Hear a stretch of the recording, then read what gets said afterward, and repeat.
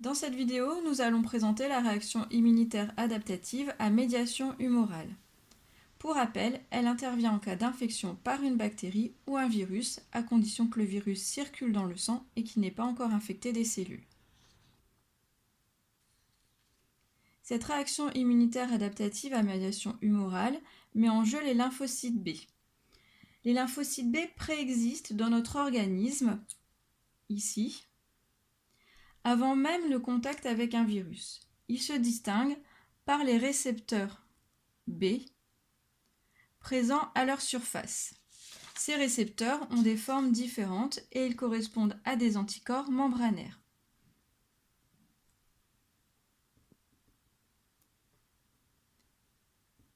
À un moment donné, un virus va pénétrer dans notre organisme. Je vais le présenter ainsi. Il pourrait très bien aussi s'agir d'une bactérie. Là, je choisis de schématiser le virus de la grippe. Parmi tous les lymphocytes B qui se trouvent dans notre organisme, par hasard, l'un d'entre eux présentera des anticorps membranaires capables de reconnaître le virus. Les anticorps membranaires reconnaissent donc le virus. On va dire que le lymphocyte B est sélectionné. Au départ, tous les clones de lymphocyte B étaient des clones naïfs. Maintenant, le lymphocyte B qui a reconnu l'antigène est sélectionné. C'est la phase de sélection clonale. Ce lymphocyte est activé.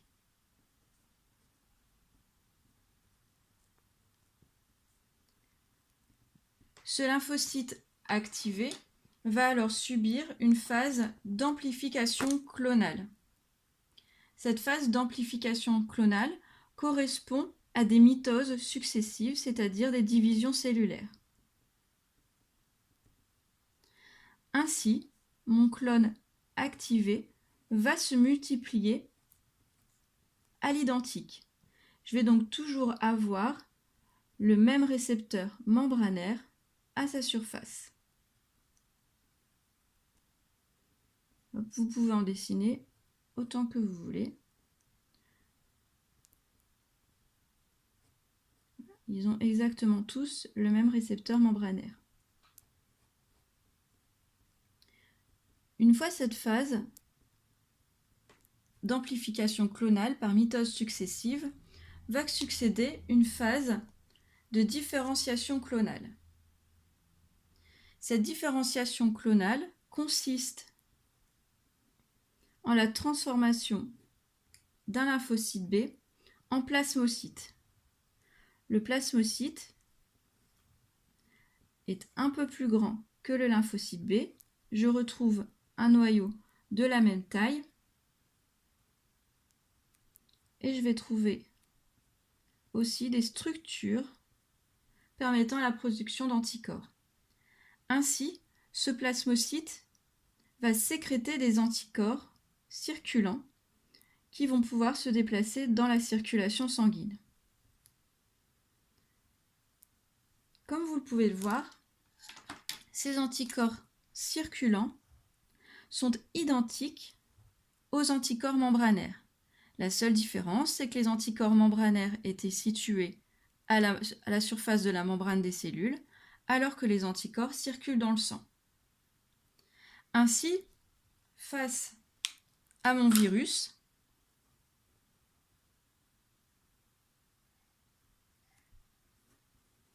alors comme le virus lui aussi s'est multiplié, on va en avoir plusieurs dans le sang,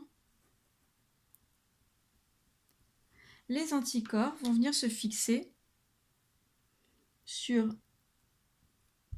le virus qui a déclenché leur formation. Plusieurs anticorps se fixent sur plusieurs virus. L'ensemble forme un complexe immun.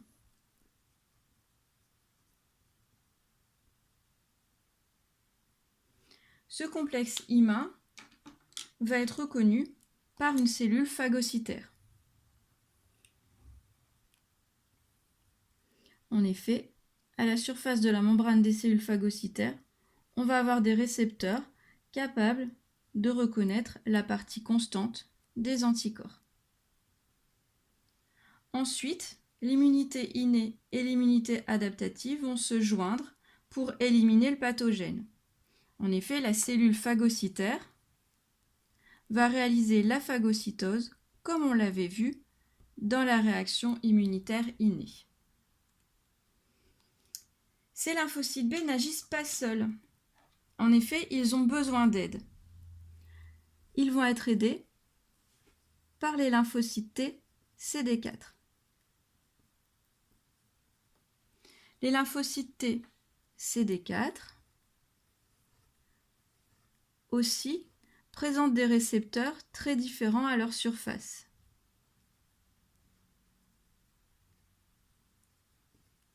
Vous pouvez varier les formes.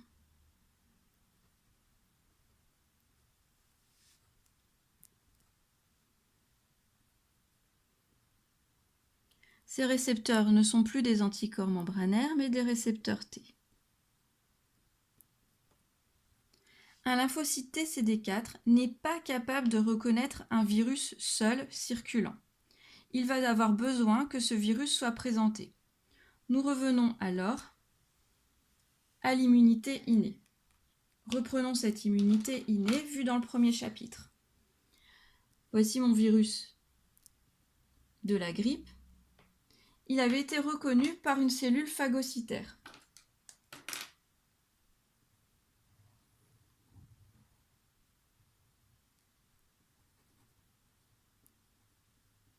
La cellule phagocytaire a donc réalisé la phagocytose. Je ne reprends pas ici le détail de la phagocytose. À la fin de cette phagocytose,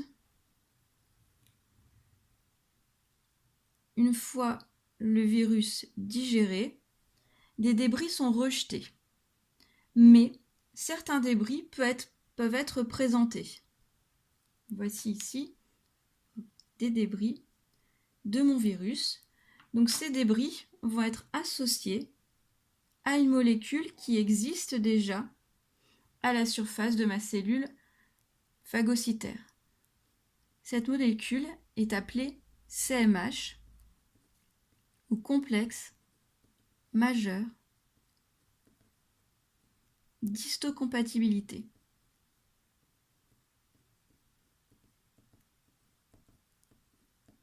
Cette molécule de CMH est spécifique à chacun d'entre nous.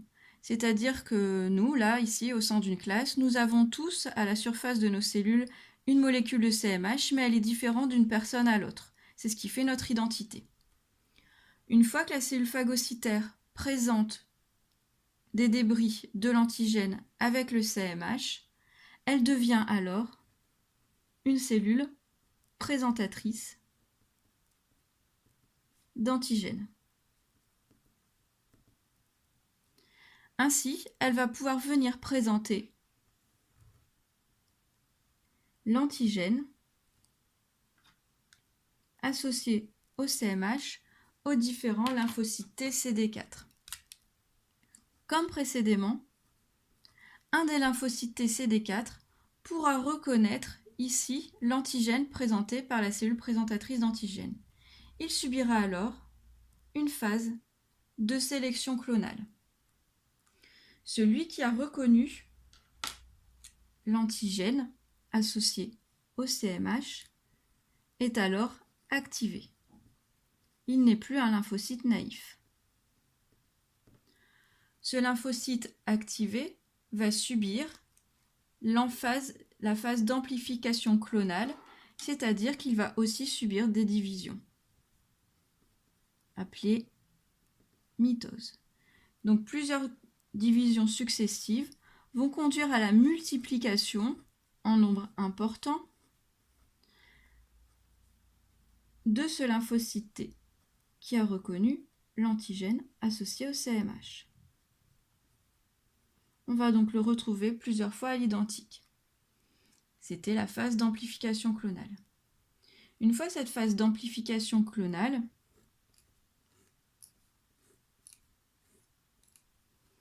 je vais avoir la phase de différenciation clonale. C'est-à-dire que le lymphocyte T CD4 va se différencier. Il va alors devenir un lymphocyte T auxiliaire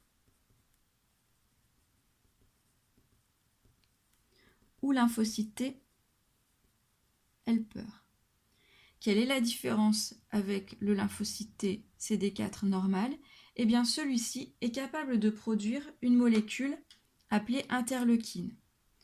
Cette interleukine, elle va venir stimuler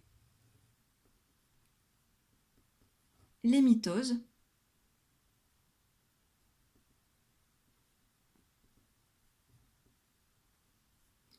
ainsi, les lymphocytes B vont se multiplier plus vite.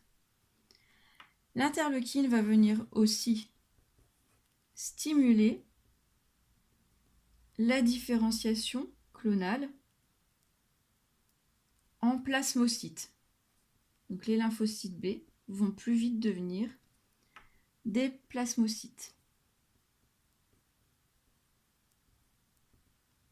Enfin, les interleukines vont auto-stimuler les lymphocytes T CD4. Ainsi, l'immunité adaptative à médiation cellulaire met en jeu des lymphocytes B qui vont devenir des plasmocytes sécréteurs d'anticorps circulants, formant des complexes IMA pouvant être digérés par les cellules phagocytaires. Mais cette réaction immunitaire adaptative à médiation humorale met aussi en jeu les lymphocytes T CD4 qui vont devenir des lymphocytes T auxiliaires sécréteurs d'interleukines qui vont aider les lymphocytes B. Voilà pour l'explication.